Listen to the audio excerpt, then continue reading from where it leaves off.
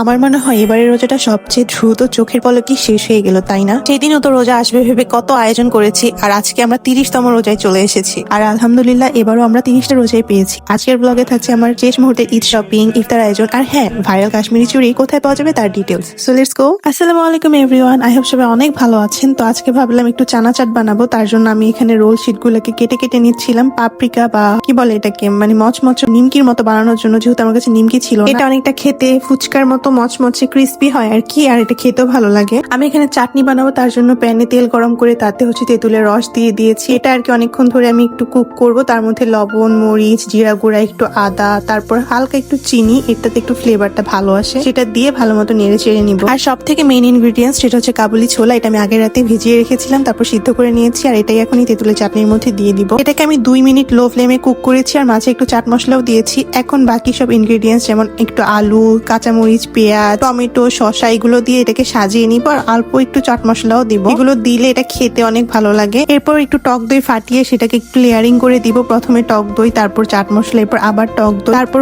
আমি যে তেঁতুলের চাটনিটা করেছিলাম সেটা উপর দিয়ে দিব। এর উপর আবার যে ঝুরি ভাজা বা যে ক্রিস্পিটা করেছিলাম সেটা উপর দিয়ে দিব। এই তো ব্যাস তৈরি হয়ে গেল। আর সেদিন সাথে আমি একটু ফ্রুট কাস্টার্ডও করেছিলাম। এই ছিল আমার সেদিনের ইফতার। আমার কাছে সেই চানা চাটটা সেদিন খুব ভালোই লেগেছে। আপনারাও চাইলে কিন্তু এটা বাসায় ট্রাই করতে পারেন। ইফতার এটা খুবই মজা লাগে খেতে। তারপর এই তো ইফতারের পর আমরা দুজন আবার বের হয়ে যাই শপিং এর জন্য। সবার শপিং মোটামুটি শেষ হয়ে গিয়েছিল, আমাদের দুজনেরটাই বাকি ছিল মেইন ঈদের ড্রেস। ভাই আরঙের কথা আপনারা যাই বলেন না কেন, ওদের ব্যাগ কালেকশন আমার বরাবর খুবই ভালো লাগে। রিজনেবল এর মধ্যে অনেক সুন্দর সুন্দর ব্যাগ কালেকশন ওদের থাকে। আর সেদিন আরঙে এত বেশি ভিড় ছিল, আমি তো একদম অস্থির হয়ে যাচ্ছিলাম। তো এখানে আমি আপুর জন্য শার্ট পাঞ্জাবি দেখছি, কারণ আরঙের শার্ট আর পাঞ্জাবি গুলো খুবই আরামদায়ক হয়। আর ওদের এই কালেকশনের সাথে আমার ড্রেস একদম ম্যাচিং হয়ে গিয়েছিল। তারপর আমরা চলে যাই ভোগ বাই প্রিন্সে। আমি গতবার ঈদেও এইখান থেকে ড্রেস নিয়েছিলাম, আর আমার কাছে ওদের এই ড্রেস গুলো মোটামুটি ভালোই লাগে, বাট এবারের কালেকশনও আগের বারের মতোই ছিল। তারপর আমরা মিলানাতে ড্রেস দেখি, আর এখানে ড্রেস দেখতে দেখতে একদম রাত অনেক হয়ে যায়। তো আমরা বাসায় চলে যাই। নেক্সট ডে আমরা